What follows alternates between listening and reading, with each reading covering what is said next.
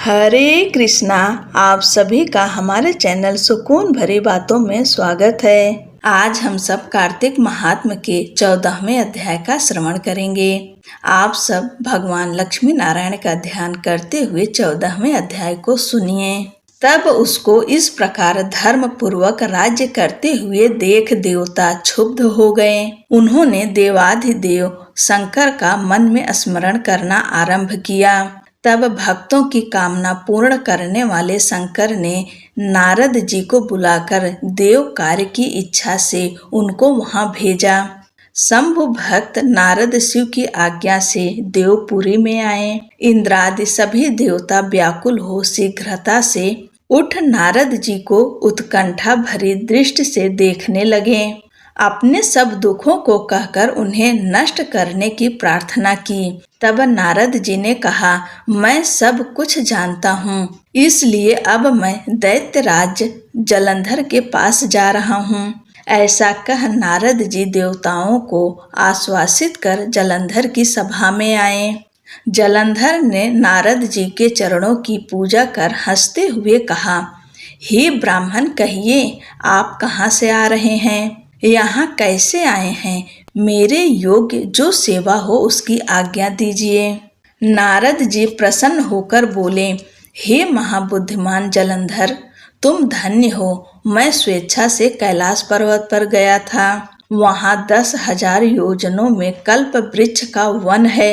वहाँ मैंने सैकड़ों कामधेनुओं को विचरते हुए देखा तथा यह भी देखा कि वह चिंतामणि से प्रकाशित परम दिव्य, अद्भुत और सब कुछ सुवर्णमय है। मैंने वहाँ पार्वती के साथ स्थिर शंकर जी को भी देखा, जो सर्वांग सुंदर, गौर वर्ण, त्रिनेत्र और मस्तक पर चंद्रमा धारण किए हुए हैं। उन्हें देखकर मुझे बड़ा आश्चर्य हुआ कि इनके समान समृद्धशाली त्रिलोकी में कोई है या नहीं। हे दैत्यराज, उसी समय मुझे तुम्हारी समृद्धि का स्मरण हो आया और उसे देखने की इच्छा से ही मैं तुम्हारे पास चला आया हूँ। यह सुनकर जलंधर को बड़ा हर्ष हुआ। उसने नारद जी को अपनी सब समृद्धि दिखा दी।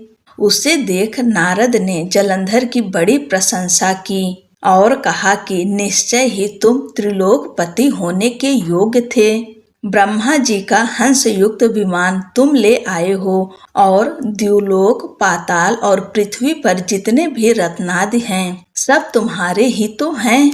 एरावत, उच्चैश्रवा घोड़ा, कल्प वृक्ष और कुबेर की निधि भी तुम्हारे पास है। मणियों और रत्नों के ढेर भी तुम्हारे पास लगे हुए हैं।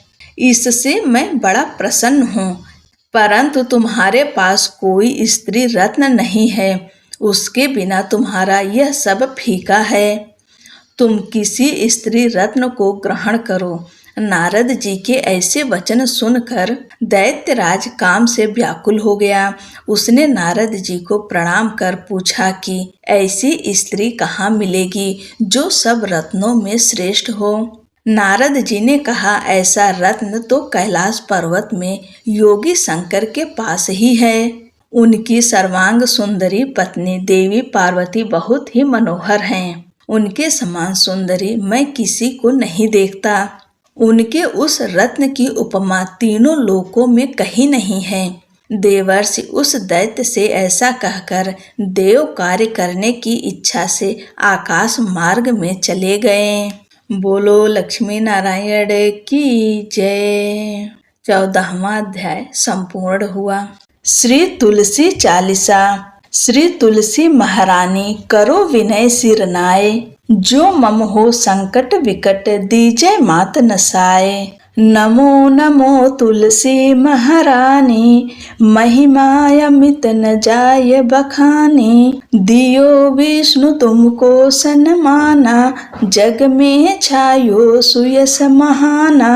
विष्णु प्रिया जय जयति भवानी, तिहु लोक की हो सुख खानी। भगवत पूजा कर जो कोई, बिना तुम्हारे सफल न होई। जिन घर तब नहीं होए निवासा, उस पर करहि विष्णु नहीं बासा। करे सदा जो तव निति सुमिरन, तेहि के काज होए सब पूरन। कार्तिक मास महात्म तुम्हारा, ताको जानत सब संसारा। तव पूजन जो करे कुमारी, पावे सुंदर वर सुकुमारी। कर जो पूजा नित प्रति नारी, सुख संपत्ति से होय सुखारी। वृद्धा नारी करें जो पूजन, मिले भक्ति होवे पुलकित मन। श्रद्धा से पूजे जो कोई, भवनिधि से तर जावे सोई। कथा भागवत यज्ञ करावे, तुम बिन नहीं सफलता पावे। छायो तब प्रताप जग भारी, ध्यावत तुम ही सकल चित धारी। तुम ही मात यंत्रन तंत्रन में, सकल काज सिद्धि होवे क्षण में। औषधि रूप आप हो माता, सब जग में तब यश विख्याता। देव ऋषि मुनि और तपधारी, करत सदा तव जय जयकारी। वेद पुराणन तव यश गाया, महिमा अगम पार नहीं पाया। नमो नमो जय जय सुख कारणी, नमो नमो जय दुख निवारणी। नमो नमो सुख संपत्ति देनी, नमो नमो अघ काटन छेनी। नमो नमो भक्तन दुख हरणी, नमो नमो दुष्टन मद छेनी। नमो नमो भव पार उतारणी, नमो नमो परलोक सुधारणी। नमो नमो निज भक्त उबारणी, नमो नमो जन काज सवारणी। नमो नमो जय कुमति नसामनी, नमो नमो सब सुख उपजामनी। जयति जयति जय तुलसी माई, ध्याऊं तुमको शीस नमाई। निज जन जानि मोहि अपनाओ, बिगड़े कारज आप बनाओ। करूं विनय मैं मात तुम्हारी, पूर्ण आशा करहूं हमारी। चरण शरण कर जोरि मनाऊं, निस दिन तेरे ही गुण गाऊं। करहूं मात यह अब मोह पर दया, निर्मल होय सकल मम काया। मांगू मात यह बर दीजे, सकल मनोरथ पूर्ण कीजे।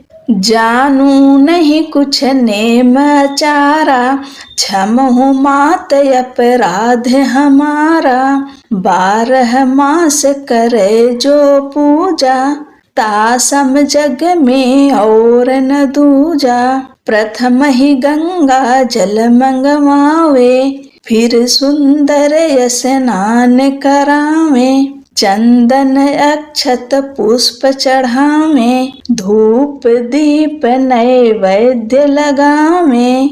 करे आचमन गंगा जल से, ध्यान करे हृदय निर्मल से। पाठ करे फिर 40 की, स्तुति करे मात तुलसा की।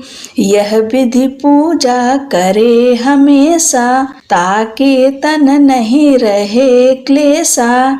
करे मास कार्तिक का साधन, सोवे नित पवित्र सिद्ध हुई जाहि। है यह कथा महासुखदाई, पढ़े सुने सो भवतर जाई। यह श्री तुलसी चालीसा पाठ करे जो कोय, गोविंद सो फल पावहि जो मन इच्छा होय। बोलो तुलसी महारानी की जय।